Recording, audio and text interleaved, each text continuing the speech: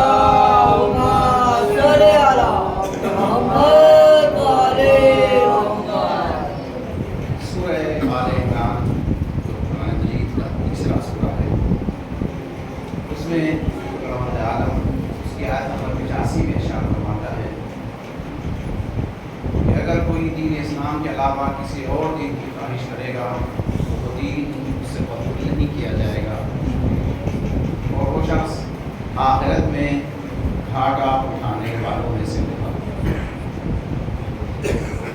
اس آیت کریمہ کے ذیل میں اسلام دین انسانیت کے موضوع کے تحت ہماری گفتگو کا آج دوسرا مرحلہ ہے. خداوند عالم خالق بشر ہے، مالک بشر ہے، عالمین کا پالنے والا ہے. چونکہ وہ خالق ہے وہی مالک ہے، لہٰذا وہ بہتر جانتا ہے کہ انسانوں کو کس قانون کی ضرورت ہے. دنیا میں مختلف قوانین بنتے ہیں لیکن ٹوٹ جاتے ہیں. لیکن قرآن مجید ایک ایسی قانون کی کتاب ہے کہ جو 1400 سال سے زیادہ سے اب تک پوری دنیا کے لیے چیلنج پیش کر رہی ہے کہ اگر تم سب کے سب جمع ہو کر کے بھی اس کی ایک آیت کا جواب لے آؤ، اگر لا سکو تو لے آؤ۔ عزیزو، انسان جب کوئی کتاب لکھتا ہے، قانون بناتا ہے تو اس کی حفاظت کے لیے انتظام کرتا ہے۔ مولانا ابوالکلام آزاد، آزادی کے ایک سپاہی، آپ لوگ سبھی جانتے ہیں، انہوں نے ایک کتاب لکھی، انڈیا ونس فریڈم، یعنی آزادی ہندوستان، اردو میں اس کا ترجمہ موجود ہے۔ جب انہوں نے وہ کتاب لکھی تو اس کے اندر 20 پیج الگ سے لکھے اور وصیت کی کہ میرے مرنے کے 20 سال کے بعد ان کتابوں، ان صفحات کو اس کتاب میں شامل کیا جائے۔ ابھی ان صفحات کو اس کتاب میں شامل نہ کیا جائے، اور اس کو لفافے میں رکھ کے سیل لگا کر کے، مہر لگا کر کے اس کو انڈین گورنمنٹ کے حوالے کر دیا کہ میرے مرنے کے 30 سال کے بعد ان کو شائع کیا جائے۔ کیوں؟ اس لیے کہ انہوں نے ان صفحات کے اندر کچھ ایسی باتیں لکھی تھی جو ان کے معاصرین کے حق میں نہیں تھی، لہٰذا ان کو خطرہ تھا کہ کہیں ایسا نہ ہو کہ میری کتاب میں تحریف ہو جائے، میری کتاب کو ضائع کر دیا جائے۔ لہٰذا انہوں نے اپنی کتاب کی حفاظت کرنے کے لیے یہ طریقہ کار سوچا کہ ان صفحات کو جدا کر دیا اور کہا کہ 20 سال کے بعد شامل کیا جائے۔ لیکن قرآن مجید ڈنکے کی چوٹ پر یہودیوں کے خلاف بول رہا ہے، مشرکوں کے خلاف بول رہا ہے، اور قانون بنا کے خود انہیں کے حوالے کر دیا کہ اگر ہمت ہے تو جواب دے کر کے آ جاؤ۔ صلوات پڑھے محمد و آل محمد۔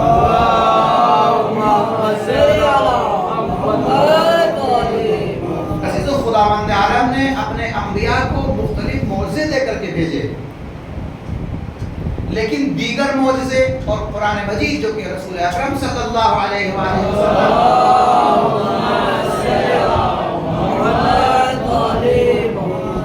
کا معجزہ ہے، اس میں 2 بنیادی فرق پائے جاتے ہیں عزیزو۔ پہلا فرق یہ ہے کہ جو گزشتہ انبیاء تھے ان کے معجزے، جناب موسیٰ کے پاس عصا تھا، جناب عیسیٰ کے اندر یہ طاقت تھی کہ مردوں کو زندہ کر دیا کرتے تھے، جناب ابراہیم کے لیے آگ کو گلزار کر دیا، جناب نوح کو طولانی عمر دے کر کے بھیجا، اور اس کے علاوہ اتنی عظیم کشتی ان کے لیے فراہم کرائی کہ جس کے ذریعے انہوں نے اپنی پورے قوم کو نجات دی۔ دیگر انبیاء جو معجزے لے کر کے آئے وہ معجزے تھے، لیکن قرآن مجید معجزہ ہے اور قیامت تک معجزہ رہے گا۔ ایک بنیادی فرق یہ ہے کہ وہ معجزے تھے اور قرآن معجزہ ہے اور آخر قیامت تک معجزہ رہے گا۔ دوسرا بنیادی فرق یہ ہے کہ جناب موسیٰ کا معجزہ تھا، جناب موسیٰ کا معجزہ عصا تھا، عصا اژدہا بن جایا کرتا تھا، پتھر کے اوپر مارا اس میں سے پانی کے رشتے بہنے لگے، دریا پر مارا دریا میں راستہ بن گیا، لیکن وہ صرف معجزہ تھا، اس میں لوگوں کے لیے ہدایت نہیں تھی۔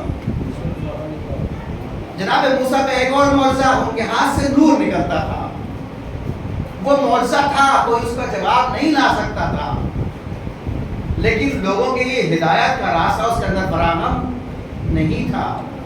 جناب عیسیٰ نے مردوں کو زندہ کیا، یقیناً معجزہ تھا، لیکن لوگ اس سے ہدایت حاصل نہیں کر سکتے۔ لیکن جو ہمارے نبی کا معجزہ ہے اس کے اندر خاصیت یہ ہے کہ وہ معجزہ ہونے کے ساتھ ساتھ کتاب ہدایت ہے۔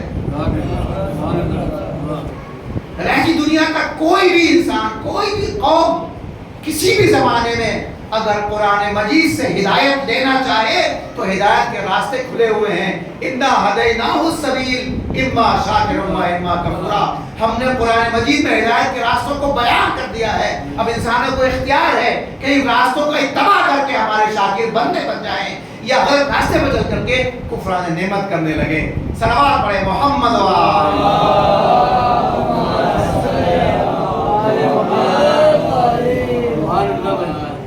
قرآن مجید ہدایت کی کتاب ہے، اور کل میں نے آپ کے سامنے عرض کیا تھا کہ ہدایت کی کتاب سے ہدایت اسی وقت لے سکیں گے جب ہم اس کو پڑھنا جانتے ہوں، جب اس میں غور و فکر کرنا جانتے ہیں، جب اس کے معانی سے واقف ہوں۔ اس لیے ضروری ہے کہ اپنے بچوں کو قرآن کی تعلیم دے عزیزوں، تاکہ وہ دین اسلام کو سیکھ سکیں، دین اسلام کو سمجھ سکیں کہ دین اسلام جو انسانیت کا علمبردار ہے وہ کس طریقے سے لوگوں کو انسان بنانے آیا ہے۔ آج اس دنیا میں عزیزوں تقریباً 8 ارب کی آبادی ہے، لیکن 8 ارب میں انسان کتنے ہیں؟ جہاں دیکھیے کہیں بھیڑیے پائے جاتے ہیں، کہیں درندے ہیں جو ایک دوسرے کو پھاڑ کھانے کے لیے تیار ہیں، انسانی شکل میں ہیں، کہیں لومڑیاں ہیں جو لوگوں کو دھوکہ دینے کے اوپر تلی ہوئی ہیں۔ اگر چشم بصیرت سے دیکھا جائے، انسان اگر دیکھے تو پھر دنیا ایک زو کے مانند ہو کر رہ گئی ہے عزیز، اور یہ میں نہیں کہہ رہا ہوں، اس کا ثبوت دیا ہے امام نے۔ امام کا صحابی امام سجاد امام زین العابدین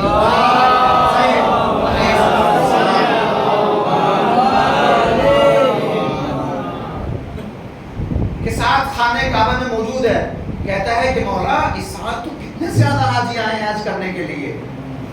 تو امام نے کہا کہ اس میں انسان کتنے ہیں؟ کہا مولا کیا مطلب، سب کے سب انسان ہیں؟ کہ اچھا ذرا ان دو انگلیوں کے درمیان دیکھو۔ اب جو دیکھا تو کوئی بھیڑیا ہے، کوئی کتا ہے، کوئی درندہ ہے، کوئی لومڑی ہے، کوئی گیدڑ، مختلف اشکال میں انسان پائے جاتے ہیں۔ کہا ان کی حقیقت یہ ہے آج علم کی ترقی کا نام دیا جا رہا ہے اور بظاہر انسان چاند کے اوپر جا رہا ہے، لیکن چاند پر انسان نہیں جا رہا ہے بلکہ بھیڑیا جا رہے ہیں، حیوان جا رہے ہیں چاند کے اوپر۔ کیوں؟ اس لیے کہ انہوں نے اپنے آپ کو نہیں پہچانا۔ ہندوستان کے ایک مشہور پروفیسر، ان کا ایک مشہور قول ہے، وہ کہتے ہیں کہ یورپ نے علم کو ترقی دی اور آسمان کے اوپر کمن ڈالنے لگے، لیکن اپنے آپ کو نہیں پہچانا۔ کاش اپنے آپ میں غور کر لیتے، اپنے بارے میں غور کر لیتے، اپنے نفس کے بارے میں سوچ لیتے۔ یہ بظاہر کہتے ہیں کہ ہم نے دنیا کے اوپر قبضہ کیا ہوا، لیکن ان کا اختیار خود اپنے اوپر نہیں ہے، بشریت کے اوپر اختیار نہیں ہے۔ اور ایسی جو خبریں آتی ہیں نا، ان کے اوپر ایسے یقین نہیں کرنا چاہیے۔ بھائی ہم نے اور آپ نے تو نہیں دیکھا نا کہ انسان چاند پر گیا، کس نے دیکھا ہے؟ جو خبریں وہاں سے آتی ہیں ان کو یقین کرتے ہیں نا ہم۔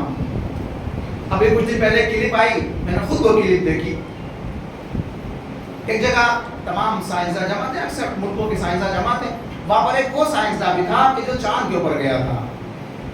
تو خبر نگار اس کے پاس آتا ہے بائبل لے کر کے، کیونکہ وہ عیسائی ہے، بائبل لے کر کے آتا ہے اور کہتا ہے کہ اس بائبل کے اوپر ہاتھ رکھ کے قسم کھاؤ کہ تم نے چاند پر قدم رکھا ہے۔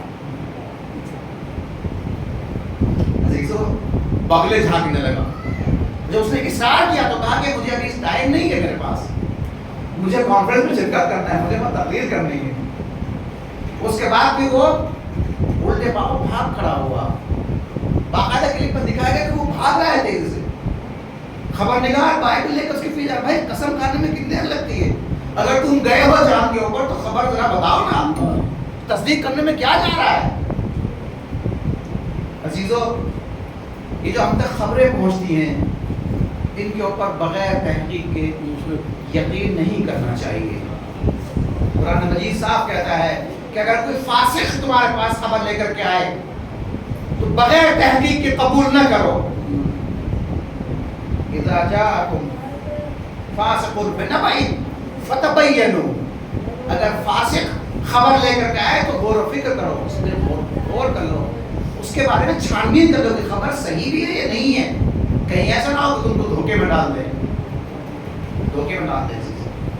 اور ان سے بڑا فاسق کون ہو سکتا ہے جو پوری انسانیت کی بلی دینے کو پر تلے ہوئے ہیں، پوری انسانیت کے قتل عام کرنے کو پر تلے ہوئے ہیں، جو کہتے ہیں ہم حقوق بشر کے علمبردار ہیں، لیکن تاریخ میں جتنے زیادہ بڑے قتل ہوئے ہیں، آپ بتا سکتے ہیں کہ تاریخ ان کے قتل عام کرنے والے کون ہیں؟ یہی سب یورپین ہے بھائی. اب تک ایٹم بم کا اٹیک کس نے کیا ہے؟ امریکہ نے کیا ہے نا. کئی لاکھ لوگوں کو چند سیکنڈ میں ہلاک کر دیا. لیکن آج کہتے ہیں کہ ہم حقوق بشر کے لمبردار ہیں. کہتے ہیں کہ ایران کو یہ حق نہیں ہے کہ وہ ایٹم بم بنائے. ایٹم بم نہیں، ایٹمک پاور سے استفادہ کرے. کیوں؟ ہم کو خطرہ ہے کہ ایران کہیں ایٹم بم نہ بنا لے. بھائی کیوں خطرہ ہے آپ کو؟ آپ کے پاس بھی تو ہے. اسرائیل کے پاس ہے کہ نہیں ہے؟ اس کو کیوں نہیں روکتے ہو آپ؟ مختلف لوگوں کے پاس ہے، وہاں پر کیوں نہیں روکتے ہیں آپ؟ جن کے پاس ہے ان کو ضائع کیوں نہیں کرتے ہیں؟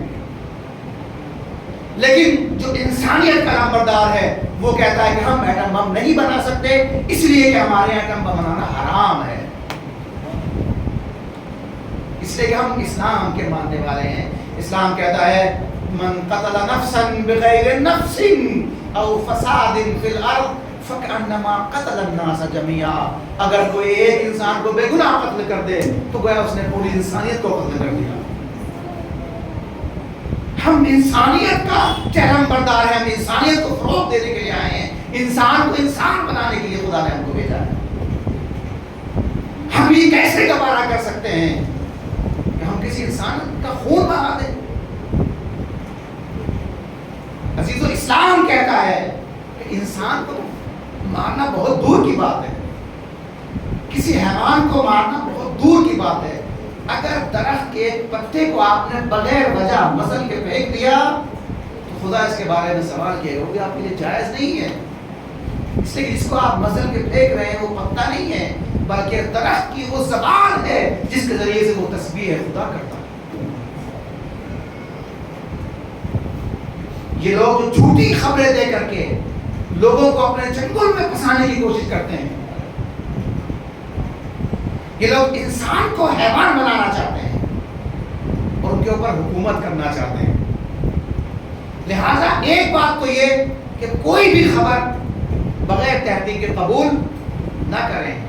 اور میں جوانوں کے لیے بات کہنا چاہتا ہوں، جو فوراً کہیں سے خبر ملی اس کو فوراً شیئر کر دیا.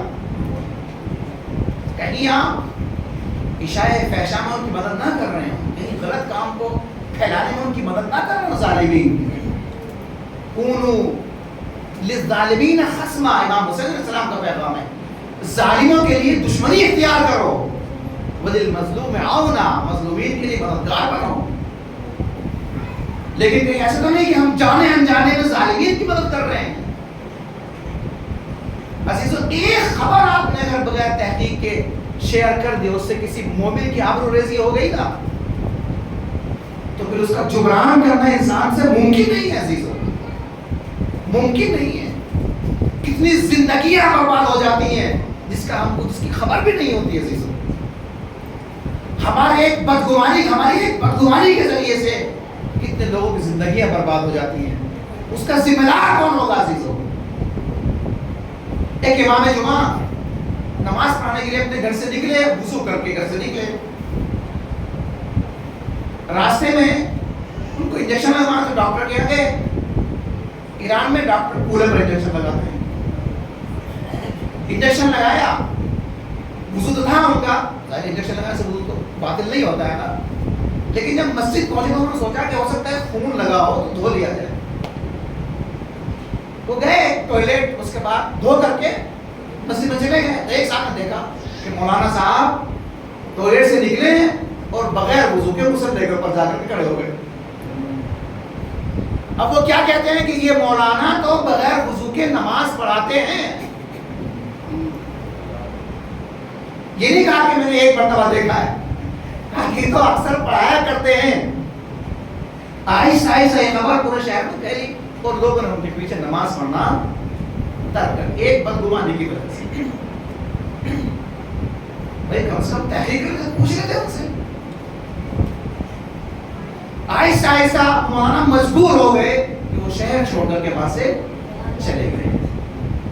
دوسرے شہر میں پہنچے، وہاں پر نماز جماعت پڑھانے لگے.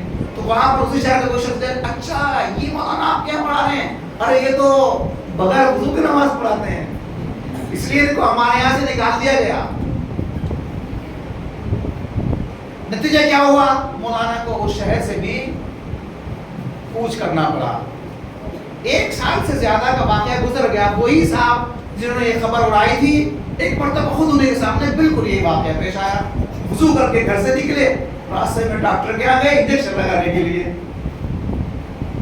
انجیکشن لگایا, گئے مسجد میں, سوچا کہ کہیں ایسا تو نہیں سو گیا ہو, دھو لیا جائے. اب جو گئے ٹوائلٹ میں دھونے کے لیے واپس آئے, اچانک ذہن میں آیا کہ کہیں ایسا تو نہیں کہ میری طرح کے ساتھ یہ واقعہ پیش آیا ہو.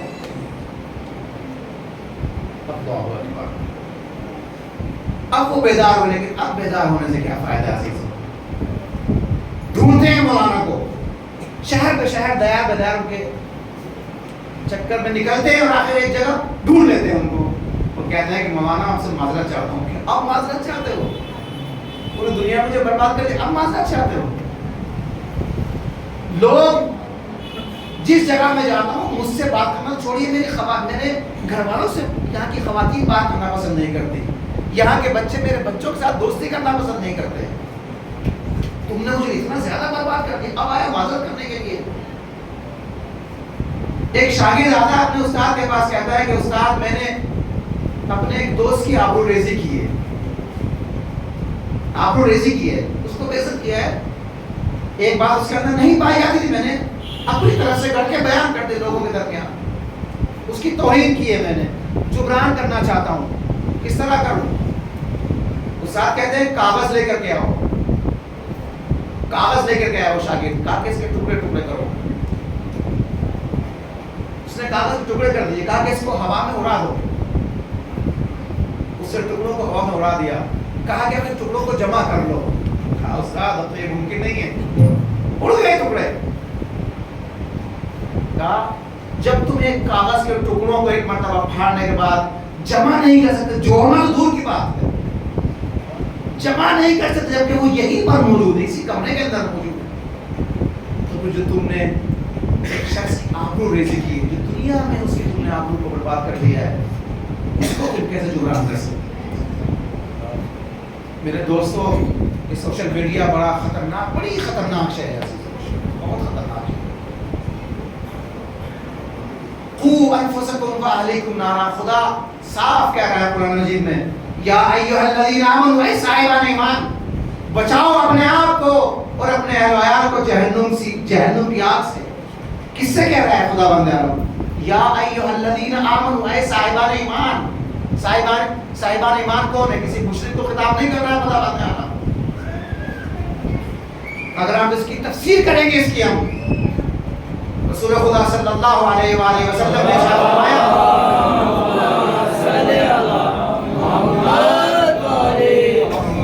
یا علی حبک تقوی و ایمان, اے علی آپ کی محبت ایمان بھی ہے, تقوی بھی ہے.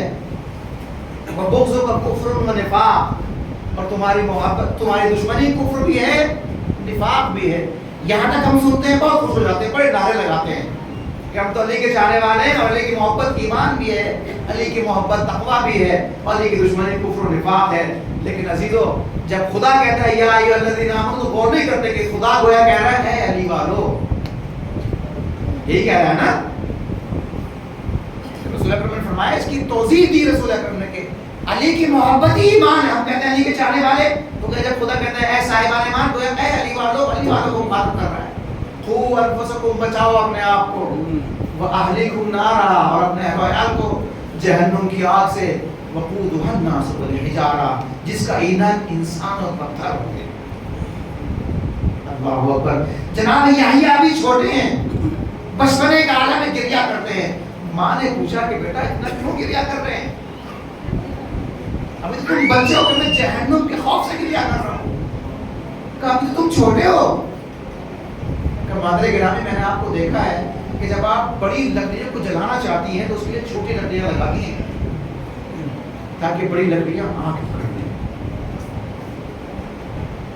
تو میں کیوں نہ کروں جہنم کی آگ سے؟ میں ضرور چھوٹا ہوں. عزیزو, بہت سخت مرحلہ ہے.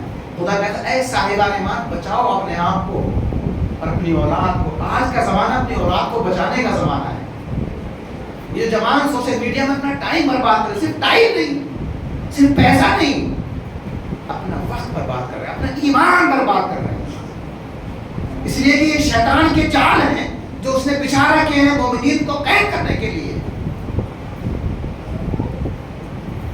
وقت رسول اکرم نے ارشاد فرمایا تھا کہ ایک زمانہ وہ آئے گا کہ گھر گھر کے اندر شیطان ہوگا، ہر گھر کے اوپر ایک شیطان کھڑا ہوگا. وہ زمانہ آ چکا ہے عزیزوں. یہ موبائل، یہ رشتہ ہے نا، یہ بڑی خطرناک چیز ہے عزیزوں. ایک دو دھاری تلوار کی مانند ہے. دو دھاری تلوار ہے جس کی ایک دھار آپ کی گردن کے اوپر رکھی ہوئی ہے. اگر آپ نے اپنے آپ کو نہیں بچایا تو آپ کی گردن کاٹ کر رکھ دے گی، اور آپ کو جب تک جہنم کی آواز نہیں کر دے گا سکون سے نہیں بیٹھے گا. شیطان نے قسم کھائی ہے نا، قسم کھائی ہے کہ میں ان کو بہکاؤں گا، صراط مستقیم سے ہٹاؤں گا، ان کو جہنم کا ایندھن بنا کے رہوں گا. قسم کھائی ہے اس نے. چین سے بیٹھے گا وہ؟ ایک دھار اس تلوار کی آپ کی طرف ہے، لیکن ایک دھار خود دشمن کی طرف ہے. یہ خدا کی طرف سے ایک تحفہ ہے مومنین کے لیے. اگر مومنین چاہیں بصیرت سے کام لیں، اسی دھار دو دھاری تلوار سے اپنے دشمن کا گلا کاٹ سکتے ہیں. حضرت آیت اللہ عثمان خمینی رہبر معظم ارشاد فرماتے ہیں، کہتے ہیں کہ اگر رہبریت کے فرائض میرے ذمہ نہ ہوتے، حکومت کی مشکلیں میرے سامنے نہ ہوتی، اور میرے پاس وقت ہوگا تو میں سوشل میڈیا میں جا کر کے اسلام کی خدمت کرتا. اس لیے آج کا زمانہ ٹینکوں کے ذریعے جنگ کرنے کا زمانہ نہیں ہے، تیر و تفنگ و تلوار کے ذریعے جنگ کرنے کا زمانہ نہیں ہے، بلکہ آج نرم جنگ ہے، سوشل میڈیا کی جنگ ہے. ہر جوان کے ہاتھ میں موبائل پہنچا کر کے، انٹرنیٹ پہنچا کر کے. اتنا سستا انٹرنیٹ جتنا ہندوستان میں، اتنا دنیا میں کہیں نہیں ہے. آپ سرچ کر کے دیکھیں، جہاں سے چلا ہے، جہاں سے اس کی بنیاد ہے، وہاں دیکھیے آپ. امریکہ میں دیکھیے آپ، یوروپ میں دیکھیے، لندن میں کتنا مہنگا ہے انٹرنیٹ، بہت مہنگا ہے. اور یہاں پر کتنا سستا ہے. کیوں؟ اس لیے کہ ان کی نظروں میں ہماری زندگیاں سستی ہیں، ہمارا ایمان سستا ہے. یہ ہمارے ایمان کو وہ سستے داموں میں خریدنا چاہتے ہیں. قوا انفسکم، بچاؤ اپنے آپ کو اور اپنے نفسوں کو جہنم کی آگ سے. کیوں ہم جہنم کی طرف بھاگے چلے جا رہے ہیں؟ تو بہت تیزی کے ساتھ بھاگے چلے جا رہے ہیں. کم از کم پیچھے مڑ کے دیکھیں. امام حسین ہم کو پکار رہے ہیں، آؤ حل من ناصر ینصرنا. کیا امام حسین کو اپنی جان کی پرواہ تھی؟ اکبر تو شہید ہو چکے ہیں نا، ہے نا. اصغر کے گلے کا تیر لگ چکا ہے، مولانا عباس کے بازو قلم ہو چکے ہیں، جناب قاسم کا لاشا پامال ہو چکا ہے. امام حسین کو اپنی جان پہ آ رہی ہے. حل من ناصر ینصرنا، ہے کوئی میری مدد کرے؟ نہیں. کہتے میری مقصد کی مدد کرو. جس مقصد کے لیے میں نے اپنے اکبر کو قربان کیا، میں نے یسر کو قربان کیا، اپنے بھائی عباس کو قربان کیا، قاسم کو قربان کیا، اور اب تیار ہوں اپنی قربانی پیش کرنے کے لیے. تیار ہوں اپنی بہن کی اسیری کو قبول کرنے کے لیے میں تیار ہوں. کس لیے؟ جو مقصد ہے وہ فوت نہ ہونے پائے. آؤ میری مدد کرو، اس مقصد کو بچاؤ. خدا ارشاد فرماتا ہے، یا ایھا الذین آمنوا ان تنصروا اللہ ینصرکم. آپ لوگ بڑے خبر بیٹھے صلوات پڑھیں محمد وعلى.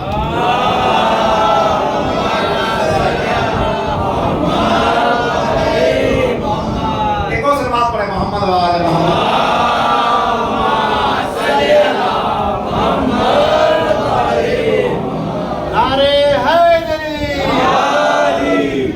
آپ لوگ بور تو نہیں ہو رہے نا؟ ایک صلوات پڑھیں محمد وعلى.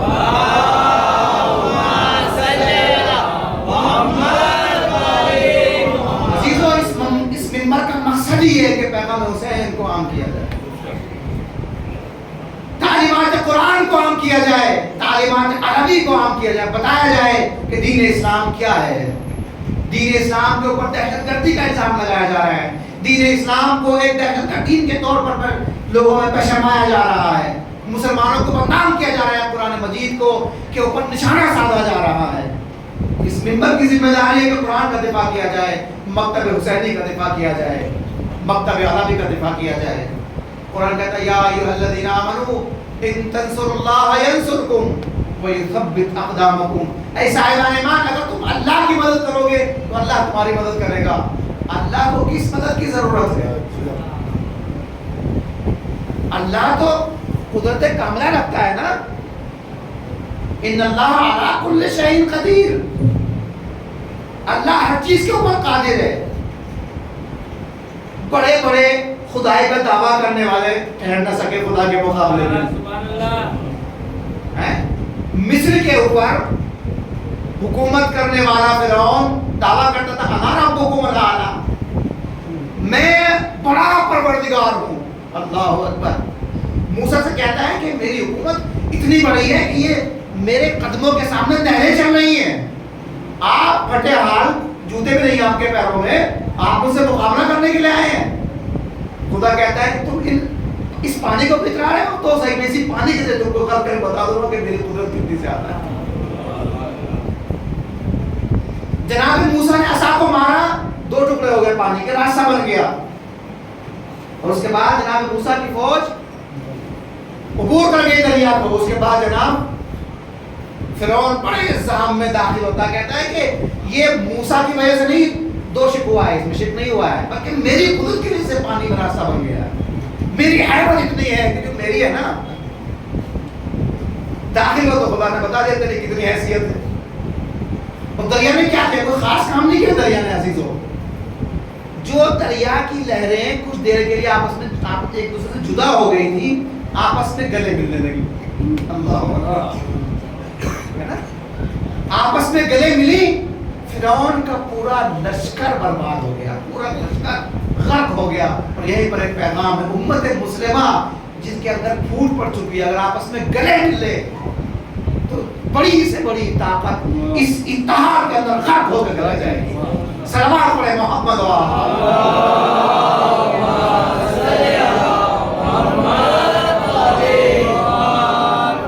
نمرود جیسا خدائی کا دعویٰ کرنے والا ایک مچھر کے ذریعے سے خدا نے اس کو موت دے کر کے بتا دیا کہ ہم قدرت کاملہ رکھنے والے ہیں.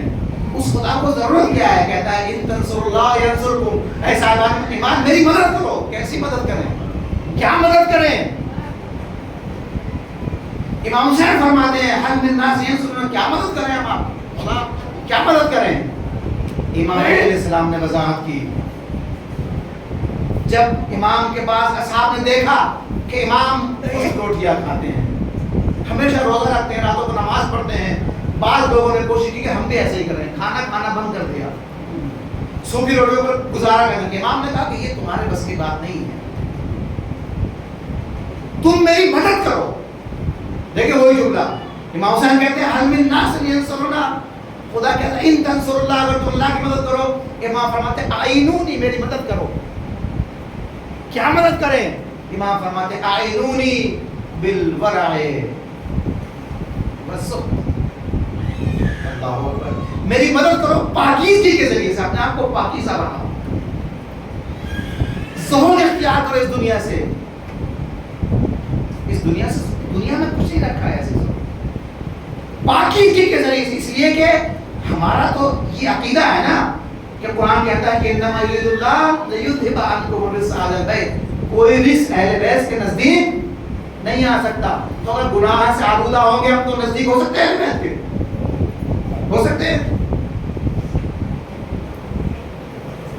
خدا کہتا ہے کہ دیکھو کونوا مع الصادقین، صادقین کے ساتھ ہو جاؤ. صادقین کون ہے؟ اہل بیت ہے. اس کے بارے میں گفتگو نہیں کرنا ہے، سب کو معلوم ہے. بیان یہ کرنا ہے کہ ساتھ کیسے ہوا جائے اہل بیت کے، معیت کیسے حاصل ہوگی. کبوتر با کبوتر، باز با باز، کنک ہم جنس با ہم جنس پرواز. فارسی آپ لوگ جانتے ہیں سبھی، ہم جنس کے ساتھ پرواز کرتے ہیں. اگر ہم کو اہل بیت کے ساتھ ہونا ہے تو پاکیزگی اپنے اندر پیدا کرنی ہوگی. صادقین کے ساتھ ہونا ہے، اپنے اندر سچائی پیدا کرنا ہوگی. امام المتقین کے ماننے والے ہیں، تقوی اختیار کرنا ہوگا. امیر المومنین کا کلمہ پڑھنے والے ہیں، ایمان اختیار کرنا ہوگا. جملہ سنیے عزیزو، سید الشہداء کے ماننے والے ہیں، اپنے آپ کو شہادت کے لیے آمادہ کرنا ہوگا. قاسم سلیمانی کا جملہ آپ نے سنا ہوگا کہ شہید ہونے کے لیے شہید ہونا ضروری ہے. یعنی کیا مطلب؟ اگر آپ شہید ہونا چاہتے ہیں تو پہلے اس دنیا میں شہید ہو جاؤ. شہید ہے دنیا سے اپنے دل کو ہٹا لو، دنیا کی دل لگی اپنے دل سے نکال دو. اگر دنیا میں دل لگائے رہو گے، یہ مہنگے مہنگے موبائل، بچوں کے ہاتھ میں آئی فون نظر آتا ہے، مجھے بڑا تعجب ہوتا ہے یہاں پر۔ اگر اللہ نے آپ کو اتنی دولت دی ہے، اللہ آپ کو اور مزید دولت دے، اللہ آپ کے مال میں، آپ کے اولاد میں ترقی دے، لیکن اس کا مطلب یہ نہیں کہ مال دیا ہے تو آپ اس کو اس طریقے سے خرچ کرتے ہیں گناہوں میں استغفر اللہ، یعنی جس سے بچوں کے برباد ہونے کا خدشہ پا۔ میں نہیں کہتا کہ بچے برباد ہیں، الحمدللہ مجھے بڑی خوشی ہوتی ہے جب دیکھتا ہوں مسجد بھر جاتی ہے جس وقت نماز کا ٹائم ہوتا ہے، یہ بڑی خوشی کی بات ہے، آپ لوگ بڑے خوش قسمت ہیں آپ ہیں اور بڑے پاکیزہ جوان ہیں یہاں پر، میں یہ نہیں کہتا، میرا مقصد خدا خاصہ یہ نہیں ہے، لیکن ہاں اتنا ضرور ہے کہ بھائی جب ایک بری چیز کے نزدیک جائے گا انسان اور شیطان تو بیٹھا ہوگا ہلانے کے لیے، تو کب تک مقاومت کرے گا، کب تک انسان اپنے آپ کو محفوظ رکھے گا، ہے نا؟ ایک نہیں اس گناہ میں مبتلا ہونے کے چانس پایا جاتا ہے، نہیں پایا جاتا ہے۔ اگر آپ ایک گڈھے کے نزدیک چل رہے ہیں جہاں پر پرت گاہ ہے، جہاں پر ایک بہت بڑی کھائی ہے، اس کی کنارے چلنے کا خطرہ پایا جاتا ہے کہ بھائی کہیں ایسا نہ ہو کہ آپ کی آنکھ چمک جائے آپ گر جائیں، آپ درمیان میں چلیں، اگر گرے بھی تو زمین پر گریں، ترلے کے اندر نہ گرنے پائیں۔ تو میرے کہنے کا مقصد یہ نہیں کہ جوان خدا نخواستہ برے ہیں، لیکن ہاں یہ چیز بری ہے ایسی، یہ آدھی رات تک جو بیٹھ کر کے لوگ گیم کھیلتے ہیں بچے، یہ ماں باپ کی بڑی ذمہ داری ہے اس وقت کو سدھارنے کے، اس وقت کا صحیح استفادہ کرنے کے لیے۔ میں نے کل آپ کے سامنے عرض کیا تھا کہ میں حاضر ہوں 4-5 دن کے لیے، جتنا بھی میں ہوں، جوان میرے پاس آئیں، مسائل دریافت کریں، دوسری چیزیں بھی، جو کچھ حقیر کے پاس حقیر تو اپنی جہالت کا مکمل اعتراف ہے، لیکن جس لائق بھی ہیں، جو 4 کتابیں پڑھی ہیں، جو 4 لائنیں پڑھی ہیں، خدا نے توفیق دی ہے، وہ جتنا کچھ بھی ہے بتانے کے لیے تیار ہیں۔ اپنا وقت دیجیے، یہ مت ہے کہ مولانا آرام کر رہے ہیں، نہیں، کوئی آرام کا کوئی وقت اس سے آپ گھبرائیے نہیں، سو بھی رہے تو گھبرائیے، میں اٹھ جاؤں، کوئی مسئلہ نہیں۔ لیکن عزیزوں یہ وقت جو ہے نا، یہ انسان کی زندگی، یہ ایسے ہی جیسے ایک شخص تھا، وہ برف بیچ رہا تھا، برف، اور کہتا ہے کہ آؤ لوگوں میری مدد کرو، میرا راس مال، میری پونجی ضائع ہو رہی ہے، میری پونجی کو ضائع ہونے سے بچا لو، خرید لو اسے، اس لیے کہ اگر وہ نہیں بکا تو اس کا آسمان چلا جائے گا نا۔ زندگی بھی ایسی ہے عزیزوں، نفس المرء خداع الی اجلہ، ہر انسان کا ایک سانس ہے نا، ہر سانس انسان کو اس کی موت سے نزدیک کرتا ہے۔ کتنی عمر ہے انسان کی، کتنی عمر ہے؟ جناب نوح کی عمر کتنی تھی؟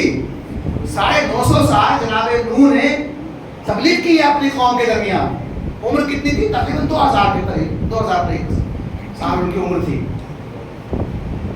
جناب نوح کا گھر کتنا تھا؟ کتنا جو گھر تھا ان کا، جو کمرہ تھا جس میں سوتے تھے، وہ اتنا چھوٹا تھا کہ وہ پیر پھیلا کر نہیں سو سکتے تھے اس میں۔ جبرائیل آئے مرتبہ، کہنے لگے کہ یا نبی اللہ آپ کا گھر اتنا چھوٹا سا ہے، تو کہا کہ اتنی کم عمر کے لیے میں گھر بنا کر کے کیا کروں گا؟ جناب جبرائیل نے کہا کہ آخر زمانے میں ایک قوم آئے گی جس کے گھر اتنے بڑے بڑے ہوں گے، جس کا ایک سرے سے دوسرا سرا معلوم نہیں ہو، اتنے بڑے بڑے گھر ہوں گے۔ تو آپ نے پوچھا آخر کتنی عمر ہوگی ان کی، اتنی لمبی عمر ہوگی ان کی، اس کے لیے وہ کتنا بڑا گھر بنائیں گے؟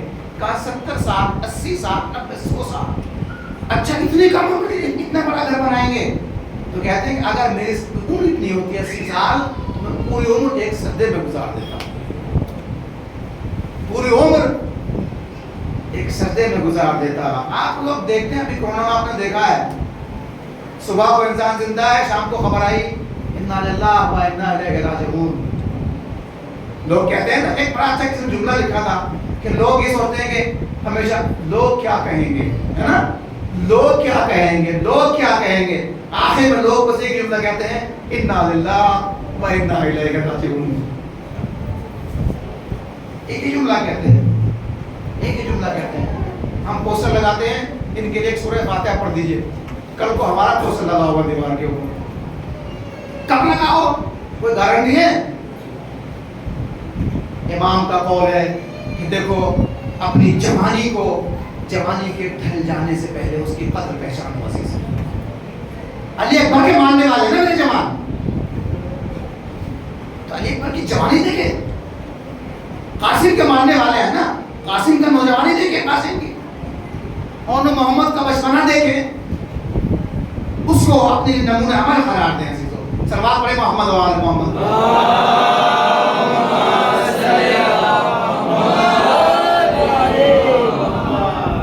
انسانیت سیکھ لیے تو یہاں سے سیکھے. جناب علی اکبر جن کے بارے میں لوگ کہتے ہیں مشہور قول ہے کہ 18 سال, لیکن جو تحقیقی کتبوں میں 28 سال میں تھی. آپ 28 سال اگر فرض کر لیجیے, 28 سال کا جوان فقیہ ہے, فقیہ مدینے کا فقیہ. لوگ مسائل دریافت کرتے ہیں جناب علی اکبر سے. جناب معصومہ سلام اللہ علیہ, امام رضا علیہ السلام کی بہن, جن کا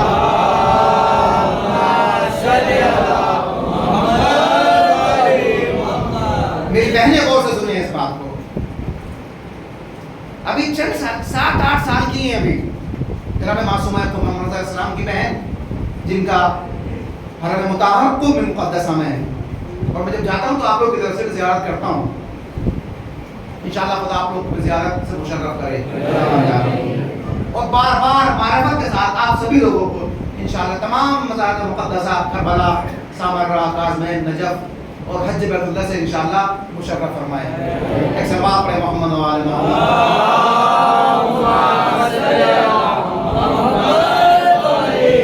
ابھی 7-8 سال یا اس سے بھی کم کا سن ہے. کچھ لوگ آتے ہیں امام سے ملاقات کرنے کے لیے, کہ امام مسافرت پہ گئے ہوئے ہیں. لوگ کہتے ہیں کہ ہم تو امام سے کچھ مسائل دریافت کرنے کے لیے آئے تھے. ایک کاغذ کے اوپر مسائل لکھیں اور اہل خانہ کے حوالے کر دیں. جب امام آئیں تو ان سے کہہ دیجیے گا کہ یہ مسائل کا جواب ہم کو ارسال فرما دیں. آواز آئی رکو, قافلہ رک گیا.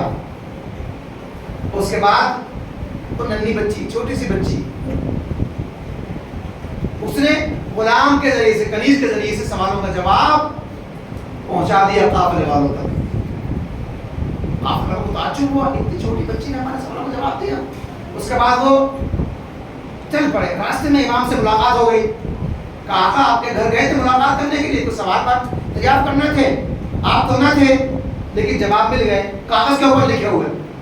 امام نے دیکھا, پھر جملہ فرمایا فداہا ابوہا, کہ بابا ان کے اوپر قربان ہو جائے, میں قربان ہو جاؤں اپنی بیٹی کے اوپر. بالکل صحیح جواب دیے میری بیٹی.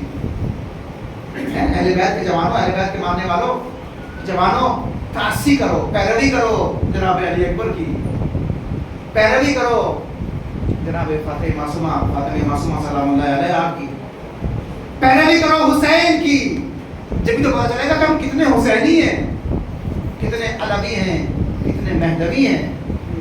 میں کچھ اور باتیں بیان کرنا چاہ رہا تھا, لیکن بات کہاں سے کہاں پہنچ گئے عزیزو. اسلام جب تک ہم قرآن کا مطالعہ نہیں کریں گے اسلام کو نہیں سمجھ سکتے, اور جب تک قرآن کی تعلیم کو عام نہیں کریں گے اسلام کا دفاع نہیں کر سکتے. تو امام حسین نے کہا کہ حل من الناس ینصرنا, امام حسین کی مدد نہیں کر سکتے. امام حسین کی مدد یہی ہے کہ ہم قرآن کو سیکھیں, قرآن کی تعلیمات کو عام کریں, اسلام کو سیکھیں, اسلام کی حقیقت کو عام کریں, بتائیں کہ اسلام کی حقیقت کیا ہے. حقیقت میں دین اسلام کیا ہے؟ دین اسلام انسانیت کا دین ہے. دین اسلام کہتا ہے کہ اگر تم نے کسی ایک انسان کو بغیر جرم و خطا کے قتل کر دیا, گویا پوری انسانیت کو قتل کر دیا. ومن احیاها فکانما احیا الناس جميعا, اگر کسی ایک کو زندگی دے دی تو گویا پوری انسانیت کو زندگی دے دی. چاہے وہ آپ نے اس کو مریض ہے اس کے علاج کرا دیا, اس کا کوئی مسئلہ نہیں آتا, اس کو ایک مسئلہ بتا کے اس کو زندگی دے دی, کوئی مقروض ہے اس کے قرض کو ادا کر کے اس کو زندگی دے دی. ایک بچہ ہے, ماں باپ کے پاس یہ طاقت نہیں کہ بچے کو پڑھا سکے, تعلیم کا انتظام کر سکے, اس کی تعلیم کا انتظام کر کے آپ نے کسی کو زندگی دے دی. زندگی دینے کے مختلف طریقے ہیں عزیزو. فمن احیاها فکانما احیا الناس جميعا. عزیزو جب جائیں آخرت میں تو ایک قوم آپ کے پیچھے ہو جو کہے کہ ہم کو اس نے زندگی دی ہے نا, جس کا آپ زندگی دیں گے نا وہ آپ کے ساتھ ساتھ جائے گی نا قیامت میں. خدایا اس نے ہم کو زندگی دی ہے, اس کو بخش دے, اس کے گناہوں کو بخش دے. गुनाहों को बख्श दे अज़ीज़ों। बस आखिरी जुमला और इंशाअल्लाह फिर हम से सलावत पढ़े मोहम्मद व आले मोहम्मद।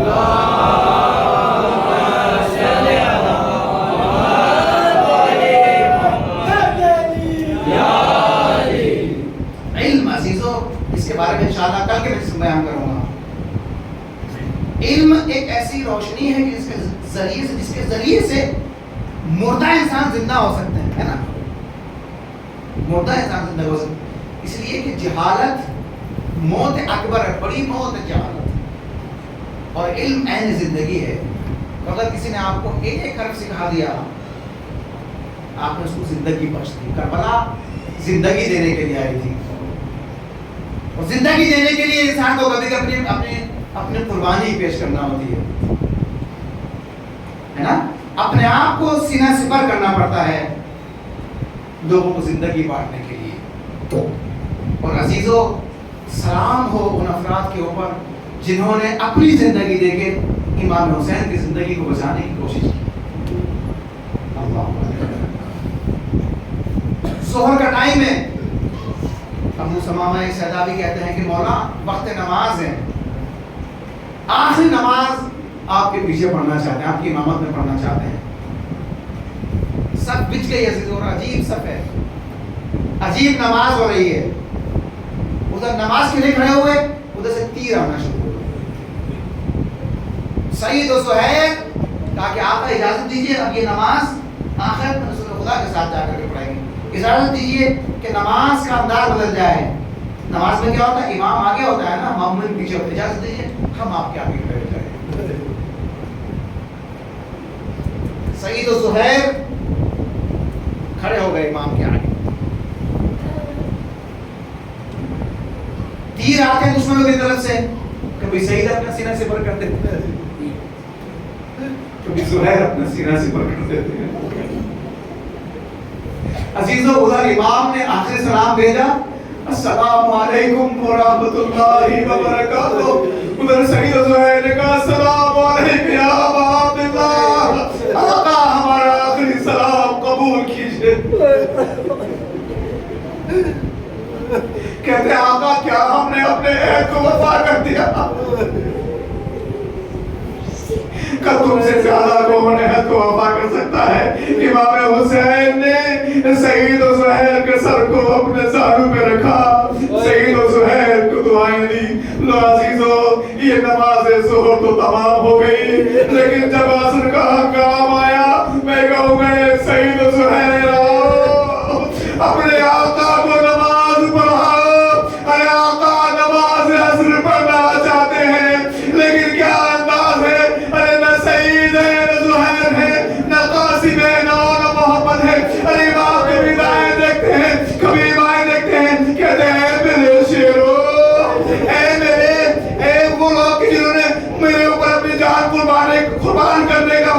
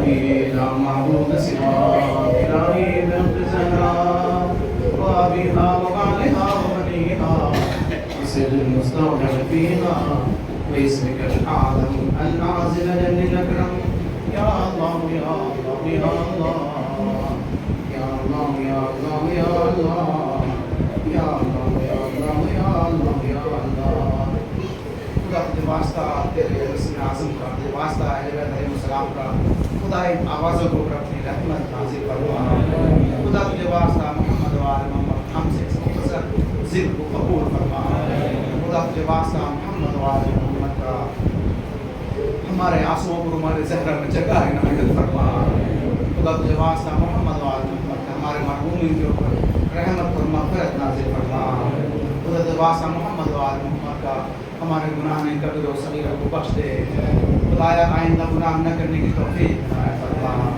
خدا جو اولاد ہم کو صاحب اولاد بنا دے صاحب اولاد ہم کو اپنے اولاد کی صحیح تربیت کرنے کی توفیق عنایت فرما خدا تجھے واسطہ محمد و آل محمد کا جہاں جہاں کہیں پر بھی امام حسین کے ماتمدار ہیں ان سب کی جان مال عزت اور آبرو کی حفاظت فرما خدا تجھے واسطہ محمد و آل محمد کا پرچم اسلام کو سربلندی عنایت فرما پرچم کفر نفاق کو سربلندی فرما خدا ہم تیری آخری حجت کے منتظر ہیں خدا منتقل خون حسینی کے ظہور میں تعجیل فرما رب توفیق دے کے ظہور آپ کے پرچم تلے دشمنوں سے جنگ کرتے ہوئے شہادت کی سعادت حاصل کر سکتے